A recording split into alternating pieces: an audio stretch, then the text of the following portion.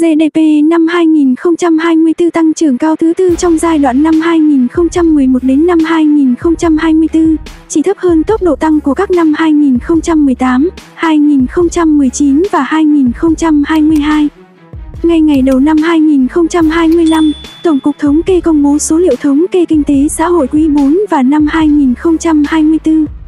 Quý 4 2024, tổng sản phẩm trong nước GDP ước tính tăng 7,55% so với cùng kỳ năm trước. Mức tăng trưởng này được đánh giá chỉ thấp hơn quý 4 các năm 2017, 2018 trong giai đoạn năm 2011 đến năm 2024, duy trì xu hướng quý sau cao hơn quý trước. Quý 1 tăng 5,98%, quý 2 tăng 7,25%, quý 3 tăng 7,43%.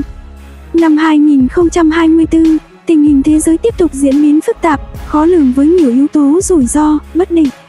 Xung đột quân sự tiếp tục leo thang, cạnh tranh chiến lược giữa các nước lớn diễn ra ngày càng gay gắt, nhiều quốc gia tăng cường chính sách bảo hộ thương mại, nợ công và thâm hụt ngân sách gia tăng, sự tụt dốc của một số nền kinh tế lớn, chuỗi cung ứng toàn cầu đứt gãy cục bộ đã tác động đến hòa bình, ổn định và tăng trưởng kinh tế thế giới.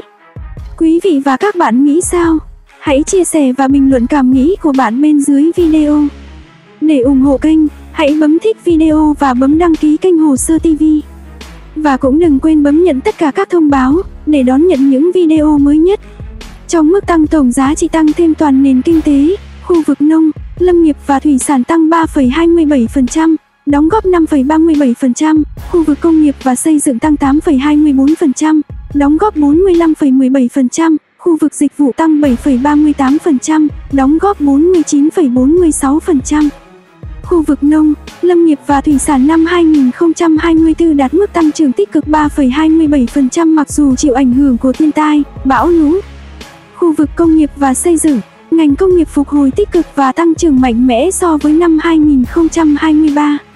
Giá trị tăng thêm ngành công nghiệp năm 2024 tăng 8,32% so với năm trước, chỉ thấp hơn mức tăng 8,52% của năm 2022 trong giai đoạn năm 2019 đến năm 2024.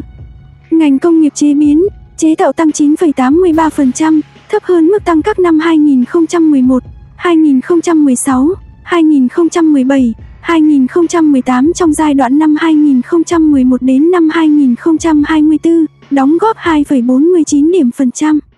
Ngành cung cấp nước, quản lý và xử lý rác thải, nước thải tăng 9,43%, đóng góp 0,06 điểm phần trăm. Ngành sản xuất và phân phối điện tăng 10,05%, đóng góp 0,37 điểm phần trăm. Ngành khai khoáng giảm 7,24%, làm giảm 0,21 điểm phần trăm. Ngành xây dựng tăng 7,87%, đóng góp 0,57 điểm phần trăm. Các hoạt động thương mại, du lịch duy trì đà tăng trưởng cao, đóng góp tích cực vào tăng trưởng của khu vực dịch vụ. Giá trị tăng thêm khu vực dịch vụ năm 2024 tăng 7,38%, cao hơn tốc độ tăng 6,91% của năm 2023. Về cơ cấu nền kinh tế năm 2024, khu vực nông, lâm nghiệp và thủy sản chiếm tỷ trọng 11,86%, khu vực công nghiệp và xây dựng chiếm 37,64%, khu vực dịch vụ chiếm 42,36%, thuế sản phẩm trừ trợ cấp sản phẩm chiếm 8,14%. Cơ cấu tương ứng của năm 2023 là 11,86%, 37,58%, 42,30%, 8,26%. Về sử dụng GDP năm 2024, tiêu dùng cuối cùng tăng 6,57% so với năm 2023, tích lũy tài sản tăng 7,20%, xuất khẩu hàng hóa và dịch vụ tăng 15,45%, nhập khẩu hàng hóa và dịch vụ tăng 16,10%. Quy mô GDP theo giá hiện hành năm 2024 ước đạt 11,51 triệu tỷ đồng, tương đương 476,3 tỷ đô la Mỹ.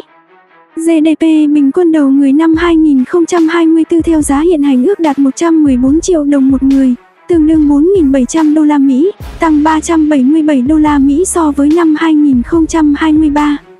Năng suất lao động của toàn nền kinh tế năm 2024 theo giá hiện hành ước đạt 221,9 triệu đồng một lao động, tương đương 9.182 đô la Mỹ một lao động, tăng 726 đô la Mỹ so với năm 2023.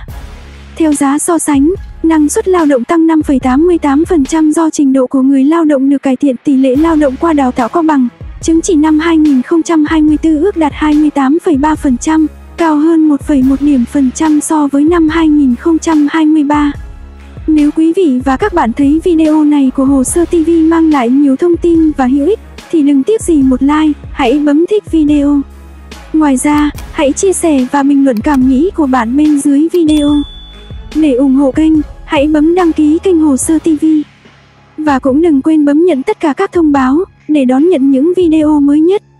Tăng trưởng kinh tế đạt cao hơn mục tiêu Quốc hội giao, lạm phát được kiểm soát, các cân đối vĩ mô được đảm bảo, thu ngân sách cao nhất từ trước tới nay. Những kết quả nổi bật này của năm 2024 sẽ tạo lực, tạo đà để cả nước tiếp tục thực hiện kế hoạch năm 2025, làm tiền đề cơ sở để đất nước bước vào kỷ nguyên mới, giàu mạnh và thịnh vượng. Những kết quả khả quan đạt được là cơ sở để Thủ tướng Chính phủ Phạm Minh Chính yêu cầu phấn đấu tăng trưởng kinh tế năm 2025 đạt 8%, cao hơn mục tiêu tăng trưởng kinh tế năm 2025 được Quốc hội giao cho Chính phủ là 6,5 đến 7%, phấn đấu 7 đến 7,5%. Theo các chuyên gia, có cơ sở để đặt ra kỳ vọng này. Ngành sản xuất đã thoát khỏi khó khăn của năm ngoái một cách mạnh mẽ, khiến tăng trưởng xuất khẩu cao 2 chữ số, với mức tăng trưởng lan tỏa ra đồng đều hơn ở các lĩnh vực như sản phẩm nông nghiệp. Diễn biến giá cả cũng đang chuyển biến thuận lợi hơn từ nửa sau của năm nay. Đối với năm 2025, nhóm nghiên cứu của hệ thống ngân hàng dự báo lạm phát ở mức 3,0%. Tuy nhiên, những khó khăn, thách thức còn không ít. Theo thống kê, Việt Nam là nền kinh tế chịu ảnh hưởng nhiều nhất trong các nước ASEAN từ nhu cầu tiêu dùng của Mỹ. Song mặt trái của điều này là Việt Nam sẽ dễ bị tổn thương nhất trước sự chậm lại trong chi tiêu dùng ở Mỹ, cũng như sự thay đổi trong chính sách thương mại của Mỹ khi Tổng thống mới đắc cử Donald Trump lên nắm quyền. Các chính sách liên quan đến thương mại và hàng rào thuế quan của Mỹ có thể là những thách thức cho những dự báo về tăng trưởng thương mại trong tương lai gần. Mặt khác, tiêu dùng trong nước đang phục hồi chậm hơn dự kiến ban đầu, với mức tăng trưởng doanh số bán lẻ vẫn thấp hơn xu hướng trước đại dịch và sự phục hồi chưa mấy rõ rệt. Để tiếp tục hỗ trợ tiêu dùng, tạo động lực cho hoạt động sản xuất kinh doanh trong năm tới, Chính phủ đã trình Quốc hội thông qua việc tiếp tục giảm thuế giá trị gia tăng 2% trong nửa đầu năm 2025. Đồng thời, năm 2025 cũng là năm nhiều luật mới được thông qua sẽ có hiệu lực. Sự thay đổi lớn trong các luật này là tư duy đột phá, tháo gỡ các điểm nghẽn, vướng mắc, đơn giản hóa thủ tục hành chính. Những quy định mới có hiệu lực ngay từ đầu năm 2025 có thể góp phần kích thích tăng trưởng thông qua giải phóng nguồn lực lâu nay bị ách tắc, đóng góp phần lớn cho tăng trưởng từ năm 2025. Bên cạnh đó, theo nhận định của các chuyên gia, chính sách tài khóa và tiền tệ có khả năng sẽ vẫn mang tính thích ứng để giúp tăng tốc quá trình phục hồi kinh tế, nhằm đưa Việt Nam đạt được những mục tiêu tăng trưởng kinh tế mà chính phủ đã đề ra cho năm nay, tạo tiền đề vững chắc cho năm sắp tới.